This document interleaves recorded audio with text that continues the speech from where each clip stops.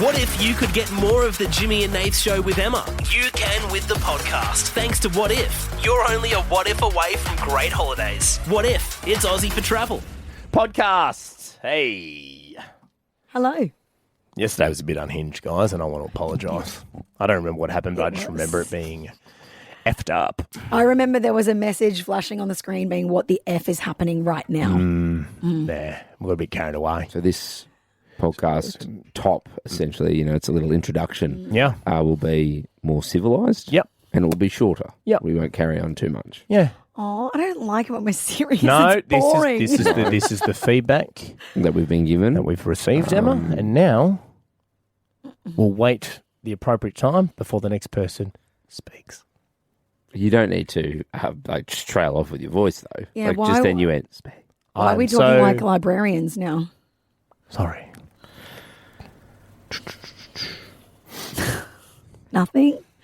I don't really have much to say. Can I tell you something? I've been staring at your just head. quickly, that's a fucking lie. Yeah, that's a lie all the time. I just have to say, Jimmy, I love your hat collection. Thank you. The one you're wearing today is mesh on the side, and I can still see the tag. We've got to cut the tag off. No, you don't have to cut all the tags down. But it's white. Show You me. wanna Turn your cut head it to off? the. Oh yeah, you should probably You know just what I because it's mean? mesh, you can see through. Yeah, it. because I've got like a set where it's like it's see-through material. Material, yeah. Yeah, and you could see the tag, and I caught myself one time. I saw myself in the mirror, and it didn't. No, cut I it knew off. the It's tags big. there. I'm not blind. You're trying a new thing. You do wear glasses that are like He actually is. He prescription actually for is an pretty- 85-year-old. He is pretty close to blind. Like, No, I quite really literally. am. I tell you, this is embarrassing, but last night, before we went to the pub to watch the State of Origin, I just caught up with Nathan watched it, and I went for a shower. Sure. And this does happen on the rare occasion, not Yeah. all the time. You couldn't find your glasses. No, I walked in with my glasses on. Oh, you. I hope they were your shower ones. With that. Well, back like this back in the day when Nathan and I first started doing radio and we were paid pennies. Glasses are quite expensive. Yeah. So I'd have Especially your bloody prescription. Yeah. my Coke bottle lenses. I would only get two pairs. I would get just a normal see-through pair, like to see, and then I'd buy a sunglass pair. Yeah. For outside. That's it. I'd have two pairs. And then yes, one time I walked into the shower one night with my glasses on. And I'm like, oh, my glasses. So I've taken them off and I've put them on like the little shelf, and they've sort of like slid behind the shampoo and conditioner. Okay. And also with a bit of steam going on, you're Yeah. already But blind. then you get out, Yeah. and I remember like I tailed myself off, and I just went to bed. And the next morning we were going to work, and I couldn't find my glasses, so I had to wear my sunglasses. So everyone came into work, and it's like 6 It's like a.m., one of 5 a.m. in those the morning, wankers. and I've got these Yeah. sunnies on in the studio. Well, the original name for And the show people- was Stevie Wonder and Nate. Why is Stevie Wonder always smiling? I don't know why. I'll have to tell you later. Yeah. Enjoy the podcast. Yes, because we are keeping this civilized. Succinct. Enjoy the podcast. I've said enjoy the podcast, guys. Stop talking. Enjoy the No, podcast. That's the end. now is the end. No! Enjoy the podcast. Enjoy the podcast. Oh, this is getting annoying. I'm now. trying to... No, I'm just trying Enjoy. to... Sure. All right. Enjoy the podcast. We're going to do the next thing, but enjoy No, the podcast. stop. I'm doing it. I'm doing it. Enjoy the podcast. Enjoy the podcast. Don't- Did that. you? I knew Ciao. you guys were going to do it. Ciao. Enjoy the podcast. Shall I I'm just done. walk out until you finish this No, silly if If you game? keep talking, I've got to do it again. Enjoy the podcast. It's today. 1041's That's right. Court is now officially in session. 50K Couple Courtroom. I'll argue your way to a share of 50K in our couple courtroom. Last one this week, guys, and our final couple are here in the studio. Sarah has asked Mel to be her only bridesmaid in Bali, but is expecting Mel to pay $5,000 to do so. And Mel thinks this is ridiculous, and she was only picked because she was most likely to pay. Yeah, look, we had some character witnesses on the show, and a lot of allegations were being thrown around. We need to bring them into the studio. Mel and Sarah, welcome. Hello. Thanks, guys for having us. Thank you for having us. I do want to address something straight away, Jim, because before they came into the studio, I was chatting to them outside. Beautiful people, and thank you for coming in, guys. But when you were sitting next to each other on the couch, Mel, you went to sit next to Sarah, and Sarah, you quite visibly scooched over about a metre. Yes, I did. Is it? Do you not like sitting that close to her? Look, it just feels a bit awkward with while we're here, sitting that close to her. Yeah. So it's not a personal space thing. You're right with people being close. Oh, I love people close. Okay. Yeah. Because you've also scooched away from Jimmy, which is interesting as well. In the corner. You can come closer to me, Jim. Hang on a minute. Order in this courtroom. There's some schmoozing going on here. Yeah, I vote for Mel now. Hey guys, we heard some before we get into the challenge, because today is challenge day. We'll find out how much in damages you two will be playing for to be decided by the jury, and also how much the jury will win by just having an opinion. Why think something for free when you can get paid for it? But yesterday we heard from the character witnesses. Mel, we heard from your father, Pistol Pete. Beautiful man. I could only hear him, but Jim, we connected with Pistol Pete. A man with full of sayings. Yeah. What was the quote about a clam? Sarah and a clam. I think it was, I wouldn't say that, Emma. Tighter than a clam, I think was That's great news for a husband. Tighter than a clam. But there was something. There was something that was brought up, Sarah, by your character witness, who was Beck, your cousin. Yes. Okay. Now, Mel, we need to ask you this question, because Beck did bring up that you go to Bali 3 times a year. Is that true? Oh, yeah, I do. I do enjoy my Bali trips. Okay. Yes, I have taken a few. Shouldn't be any judgment here, though. No. Well, I mean, Nathan and I are judges, so judge by name, judge by nature. Quite the opposite. There is a lot of judgment. Did you have any plans to go to Bali this year? Well, no, I've already been twice this year, so this would have been like... Yeah. It's really midway. We just got to midway. Can I ask, on an average Bali trip, or one of the ones this year, how much are you spending on that trip? So we go for about 14 days, and roughly you'd be looking more 3,500 to 4,000, but that includes everything. The whole family, family, everyone. One of those Bali nannies that come over and look after the kids? Oh, yeah, we get How one of good are they? those. Yeah, Come they're on, guys. We get 2 sometimes. So, Sarah, this potentially leans into your side of the argument, being like, okay, well, then what's one more or one less to replace for your wedding? Is that how you're feeling at the moment? Yeah, absolutely. I feel like my wedding is in November. Her 3rd Bali trip could be in November. And the other She thing, likes the Sarah, Bali is... nannies. She could just use a nanny when she's there. Sarah, you haven't asked Mel to spend the $5,000. You've said, hey, be my bridesmaid. It's Mel who's put the $5,000 figure on it. That's correct, isn't it? Yeah, because she's chosen who she wants to get her hair and makeup done through. I haven't said you have to go through these people. She's chosen the best of the best, All I can say is if Mel doesn't want to come, 3 of you want to be in my bridal party? I'll come. I'll have to pay. Do we have to- Do I have to pay? Guys, I'll pay for you to dress as Sabrina Carpenter again. 100%. Hey, I'll do that for free, darling. Well, girls, it is time to find out how this challenge is going to work. Now, it's similar to what we did last week. It's another round of who's most likely to. So how this is going to work is you've both... How long have you known each other? 15 years. 15 years. So you should know each other pretty well. 15 years. Yeah. That's at least 45 trips to Bali for you, Mel. if we're using that as a measurement of time.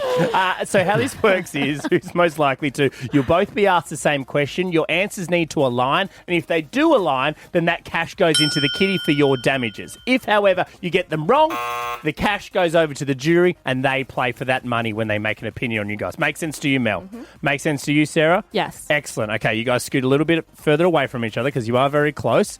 And Sarah did bring in knuckle dusters from Bali.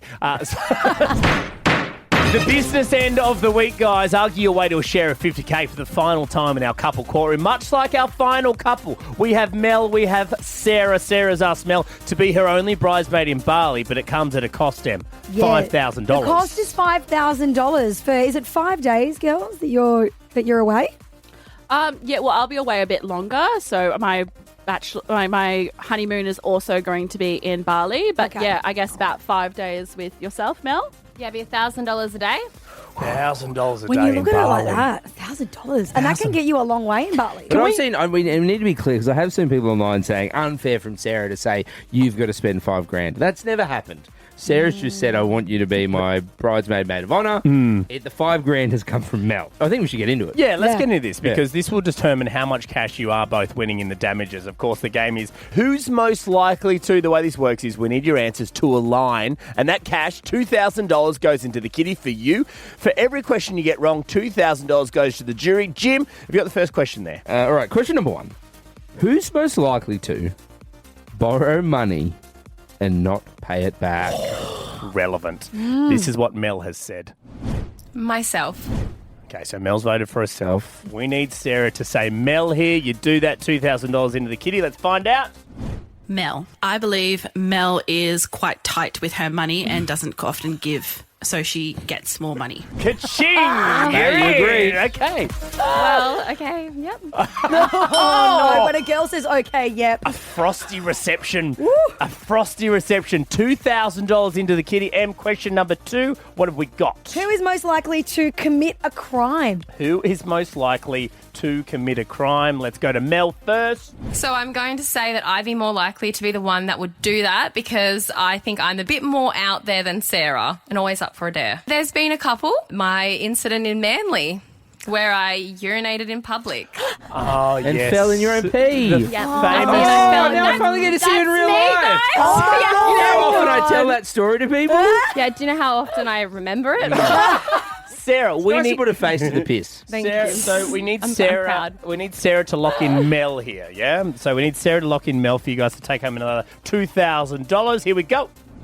Probably me. I'm a little bit wild sometimes. Have you ever fallen in your own... No? No, but driving here today, I did come across a memory of, leaving the Ivy.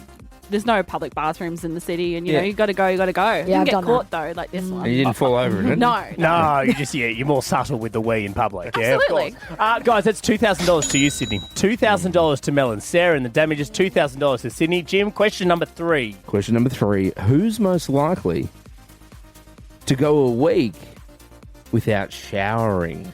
Ooh. I hope the answer isn't Mel because she has fallen in her own piss. No, that's a bit stinky. Mel like urine. All right, let's see what Mel said. Sarah, because I love my showers. Okay. All right, so we need Sarah, Sarah to say lock Sarah. We need Sarah to lock in that she is the dirtbag of the group. Let's find out. I think Mel, being like a busy mum, I think sometimes things get wild and sometimes you don't get time for a shower. Hey, well, you've figured out why Sarah doesn't want to sit too close to Mel.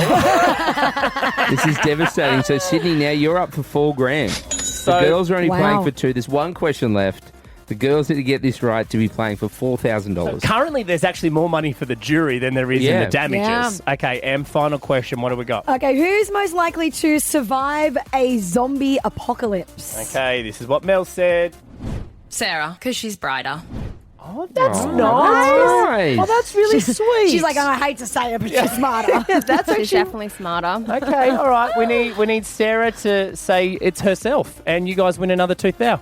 Probably me. I feel like I'm quite put together and have the ability to sort of think quickly on my feet. Oh, well done, ladies. Very good. I'll give you that one, Sarah. Well, you have to because you got it right.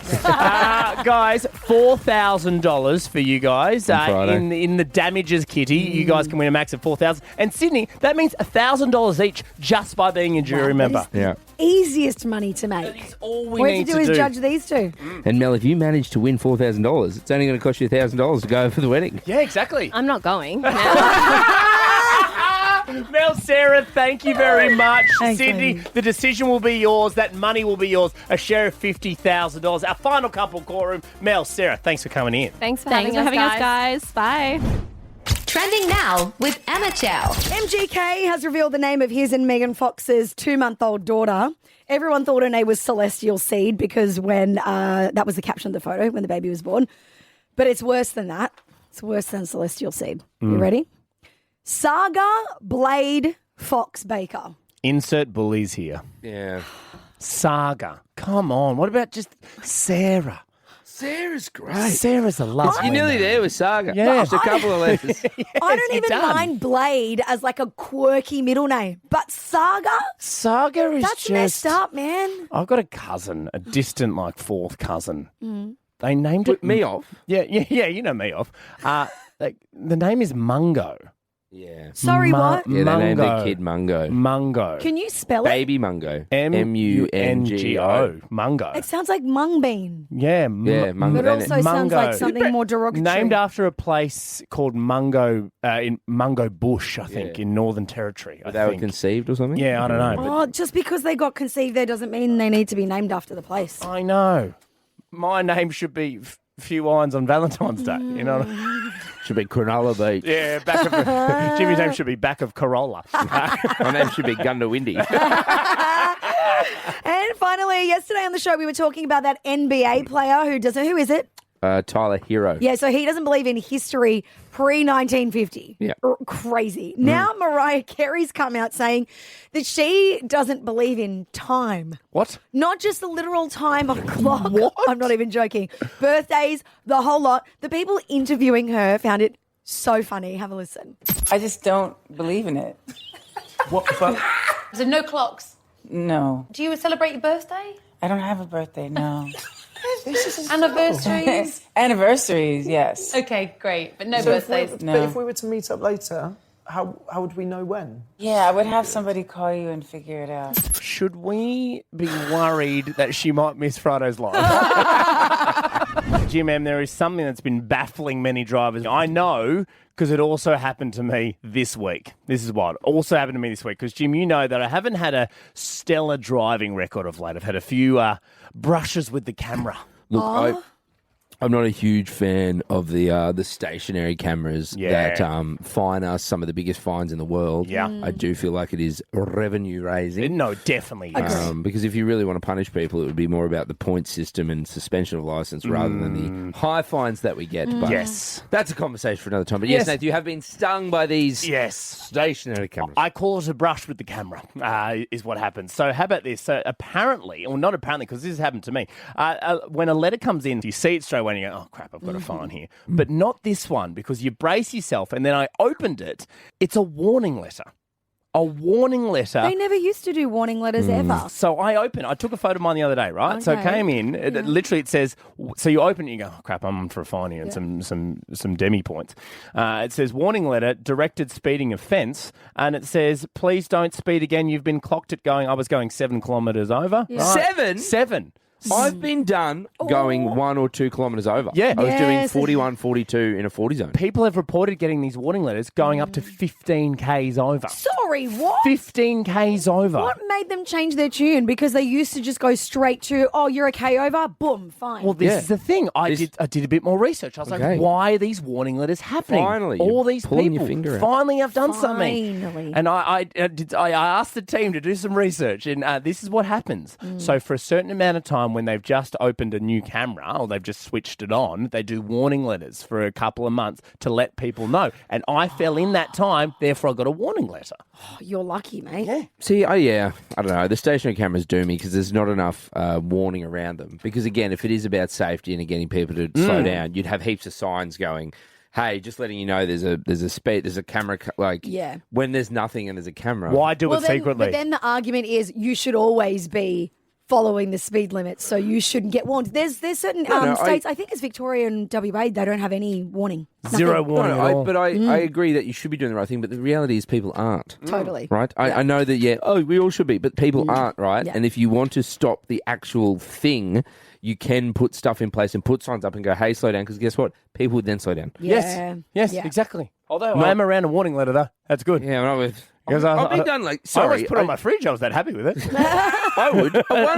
1 or 2 Ks over. How do you even know? It's a speedometer. Yeah. And don't get me wrong, I know there's digital speedometers these days. I do not have a digital speedometer. So me doing 41 on Oxford Street, and this is when we're doing late nights. So we were 11 p.m. to 1 a.m. So I got done at 1:30 in the morning or something. And there's 2 in a row. It's like that set of lights and then the next set of lights as well. Yeah, I've seen someone get the double flash straight away. Oh, so you look around and go, that wasn't me, it was you. It was probably you. I start sweating, my butt cheeks are all clenched, wasn't me. The photo of you in the camera is you clenching your butt cheeks. 131060. Here's what we want to do now. When did you get away with just a warning? When did you get away with just a warning? This has happened to me many, many times. I remember one time I was leaving uni and I was looking at directions. I thought I was pulled over. Maybe I wasn't. Looking at directions on my phone, pull over by a cop. I go, oh no, I'm in a lot of strife here because it's like $400 and like 4 points. It was a double demerit weekend. One of the cops gets out, knocks on my door, and I go, oh crap, here we go. Tells me what happens, gives me my license, goes back. Another senior cop comes out. I went to school with him. Got off with a warning. Oh, you're so lucky. Yeah, got off with a warning. I got pulled over once after being at the pub and I had one wine and I had Valentino in the back as well. So I'd driven home because one, whatever, is fine. Anyway, I think I was doing 10 over. Yeah. And the copper pulled me over and he took my license. I was like, damn it, this is going to be so bad. My kid's in the back. I'm going to look like the worst mum. I only had one wine, but it was really for speeding. Anyway, he came back and he looked at me and then he looked at the photo and he's like, that's your warning. He goes, I listened to your radio show. I was like, oh, thank God. I'm like, I'm so sorry. I know I was doing the wrong thing. You know, you're just overly apologetic. The power of the show. We've used that excuse a few times. Yeah. So people don't know who you are. Yeah. I just turn up the radio. Make sure, hey, this is us. Hey, 131060. It doesn't have to be car related. It could be anything. Anything you did, and somehow you got away with just a warning. Keith. Hey guys, how you going? Good, yes. So I operate a truck for a living, and here in Australia, if you operate a truck, you've got to fill out a logbook if you leave 100 kilometres past your home depot or base. Yeah. Part of the logbook is fatigue. If you don't fill out your book correctly, every mark or cross they put in it can be up to a $360 fine or plus more. My first time using my logbook, I ended up going through a weigh station. They pinned me for my logbook. Yeah. I had probably 10 plus things wrong with my logbook. So the fine would have been upwards of $5 grand plus, if not more. $5 grand Whoa, because you and- accidentally did the logbook wrong. So how did you get out of it? Or did you being my first time using the logbook back in the day, they gave me a warning and just said, look, don't make these mistakes again. Learn from your mistakes. Right, here's your warning. Off you go. Okay, wow. So you got out of a $5.5 grand fine, Keithy. Yeah, mate, yeah. Sure. You got nice eyelashes, Keith. You didn't bat your eyelashes and get away with it? A couple of times. One year, 2 days before Christmas, I copped $2.5 grand for my fine. My being wrong, but yeah. Right. You didn't get off that one? No, didn't let me off for that one. Yeah. well. Yeah. Can't win them all. Yeah. Danielle. Hi. Did you get away with a warning? Yeah, so there was one day I was pulled over 3 times in a row. So the first time was for speeding, and I was driving my brother-in-law's car, who's a police officer. So I tried to slide that in there, like, hey, like, my brother-in-law's a cop, like, do you know him? And he did not care. He's like, whatever, Okay. I didn't think it would be an in, but it's not. Yeah, and then the second time I was on my phone, like an hour later, and then I get pulled over again, and I've just given up. I'm like, I'm not going to mention the police officer thing. It was embarrassing the first time. Yeah. And then they give me a fine for being on my phone, and then 2 seconds later, they pull me over again. They're like, are you related to a police officer? Because they ran the plates. Yeah. And I'm like, yeah. And they're like, okay, we'll let you off with a warning, but just don't go on your phone anymore. So the first 2 were fines. The last one you got off. Yeah. Yeah. Okay. Well, Eventually it worked. you just want to keep going until it works. That's the definition of try again. Yeah, Luke. Hello, Luke. Hey guys, how you going? Good, mate. You get away with a warning. I did indeed. So I was driving along a freeway doing 100 Ks and they had roadwork, so I didn't see that it had been reduced down to 80 Ks. Okay. And anyway, I'm driving along and like the cops on the side of the road like wave me down. So I pull over and he comes over and he goes, oh mate, you were speeding. Why? And I said, look, I'm driving my sister's car and to be honest with you, my foot was just too fat for the accelerator and brake. He took my license. When come back, and he came back laughing, he goes, mate, for such an original response, he goes, you've got a warning, just go. Stop it! That's amazing, Luke. I've got a super fat foot. I'm going to use that. What if you could get more of the Jimmy and Nath Show with Emma? You can with the podcast. Thanks to What If. You're only a what if away from great holidays. What if? It's Aussie for travel.